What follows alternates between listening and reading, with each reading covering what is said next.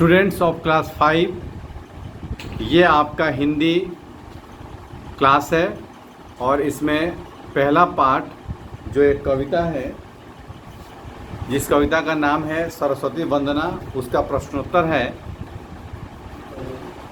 प्रश्न एक जिसमें क, ख, ग और घ हैं। एक में क, यह कविता कब लिखी गई है। उत्तर है, यह कविता स्वतंत्रता के समय लिखी गई है। ख, इस कविता के रचयिता का परिचय दें। उत्तर है, इस कविता के रचयिता सूर्यकांत त्रिपाठी निराला हैं। इन्हें महाकवि भी कहा जाता है। ग, कवि माता सरस्वती से क्या प्रार्थना करता है।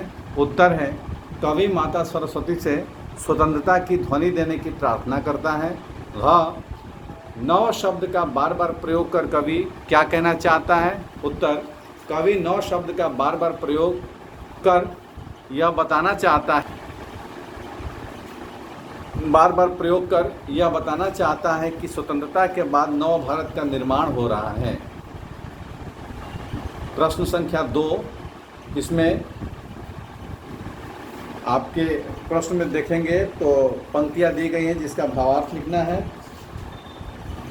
क, भावार्थ है, कविता का अंश है कि काट अंध उर के बंधन स्तर बहा जननी ज्योतिर्मय निर्झर, जिसका भावार्थ दिया हुआ है। प्रस्तुत पंक्तियां सरस्वती वंदना पाठ से ली गई हैं, जिसके कवि सूर्यकांत त्रिपाठी निराला हैं। कवि माँ सरस्वती से प्रार्थना करता है कि हृदय के अंधकार के बंधन को काटकर ज्योति अथवा प्रकाश की धारा बहा दे, अर्थात लोगों की अज्ञानता को दूर कर उनमें ज्ञान प्रकाश को भर दे। ख, नव नभ के नव विहग वृंद को नव पर नव स्वर दे, इसका भावार्थ है, प्रस्तुत पंक्तियां सरस्वती वंदना शीर्षक पाठ से ली गई हैं, जिसके कवि सूर्यकांत त्रिपाठी निराला हैं। प्रस्तुत पंक्तियों में अनुप्रास अलंकार है। स्वतंत्र भारत का नव रूप कैसा हो, कवि इसे स्पष्ट करना चाहता है। नए आकाश में पक्षियों का समूह नया गान और नया स्वर बिखेरे, कवि ऐसा चाहता है। प्रश्न संख्या 3 का क, इसमें भी व्याख्या करना है। प्रश्न है 3 का, सप्रसंग व्याख्या करें। वरदे वीणा वादिनी वरदे, प्रिय स्वतंत्र रव अमृत मंत्र नव भारत में भर दे।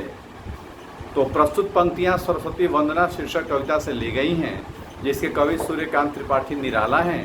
स्वतंत्रता के समय लोगों को जागृत करने की कामना करते हुए कवि माता सरस्वती से ऐसा वर मांगता है कि भारतवासियों में स्वतंत्रता की ध्वनि जागृत हो और यह अमृत मंत्र सभी भारतीयों में फैल जाए। उसके बाद ख, कवि इसमें कह रहा है, ये प्रश्न है कि कलुष भेद तम हर प्रकाश भर जगमग जल कर दे। पहले इसको आपको समझेंगे। कलुष मतलब होता है गंदा या पापी, तो पाप की भावना को, अंधेरे को दूर कर दो हे माँ सरस्वती, और हर तरफ प्रकाश का जगमग कर दो, संसार को प्रकाश से जगमग कर दो, इस धरती को या संसार को प्रकाश से जगमग कर दो। तो वही अर्थ मैंने लिखवाया है कि प्रस्तुत पंक्तियां सरस्वती वंदना शीर्षक कविता से ली गई हैं, जिसके कवि सूर्यकांत त्रिपाठी निराला हैं। कवि माता सरस्वती से ऐसी कामना करता है कि इस धरती पर पाप और अंधकार को दूर कर सभी और ज्ञान प्रकाश को फैला दें। अब यहाँ इस धरती पर की जगह इस संसार में भी लिख सकते हैं। जग मतलब संसार होता है, संसार पर भी लिख सकते हैं, संसार भी लिख सकते हैं। चौथा मैं आपको बात बता रहा हूँ। पांचवा में इसको सुमेल करना है, यानी कि मिलाना है, तो मैंने मिलाकर के लिख दिया है। उर हृदय निर्झर झरना मंत्र विचार रव ध्वनि वियत पक्षी जलद मेघ। छठा में पर्यायवाची लिखना है। मेघ का बादल, जलद घन, ध्वनि का आवाज, रव घोष, पक्षी का खग चिड़िया पंछी, हृदय का मन सार सत्व। अब प्रश्न संख्या 4 है, तो इसको हम लोग एक बार समझ लेते हैं।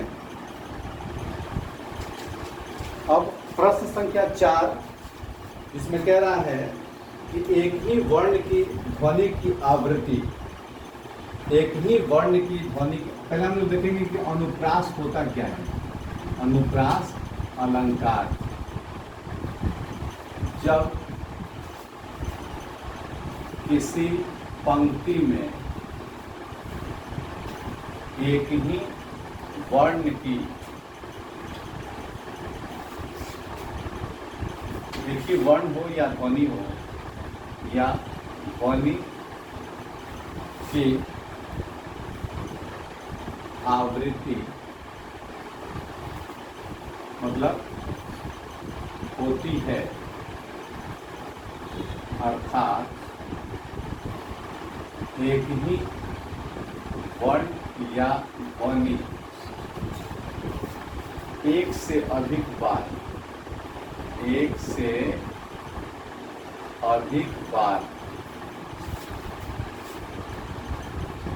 दोहराई जाती है तो उसे अनुप्रास अलंकार कहते हैं। जैसे देखेंगे तो एक दो एग्जाम्पल लेते हैं हम। उदाहरण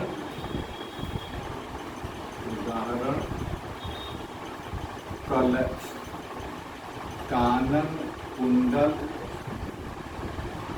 मोर पखा। तो इसमें देखेंगे कि यहाँ भी क है, यहाँ भी क है, यहाँ भी क है, यानी कि क की आवृत्ति एक से अधिक बार हुई है। तो ये क्या हो गया, इसमें अलंकार अनुप्रास हो गया। उसके अलावा आप देखेंगे कि एक और देखते हैं कि मधुर मुस्कान मनोहर, मुस्कान मनोहर। तो यहाँ आप देखेंगे कि यहाँ भी म है, यहाँ भी म है, यहाँ भी म है, यहाँ भी म है। तो ये क्या हो गया, अनुप्रास अलंकार हो गया। और भी ऐसे बहुत सारे उदाहरण आपको मिलेंगे। आपने बुक में कह रहा है कि अनुप्रास अलंकार का 3 उदाहरण दे। तो एक हो गया, देखिए यहाँ कि वर्दे वीणा वादिनी वर्दे। इसमें भी देखिएगा व आया हुआ है। उसके बाद और भी कई ऐसे 3 देना है।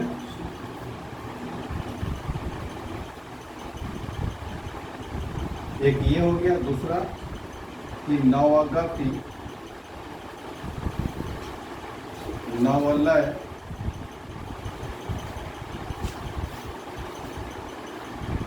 ताल छंद नौ। इसमें नौ की आवृत्ति है, इसलिए यह अनुप्रास अलंकार है।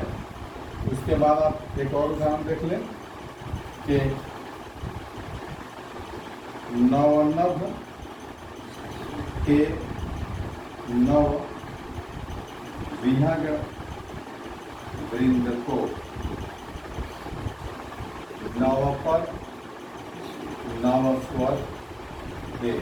तो यहाँ भी नव की आवृत्ति है, इसलिए यहाँ पर अनुप्रास अलंकार है। तो इस तरह से ये पहला जो पाठ है आपका ये समाप्त हो रहा है, और फिर आगे आपको अगले पाठ को पढ़ाया जाएगा।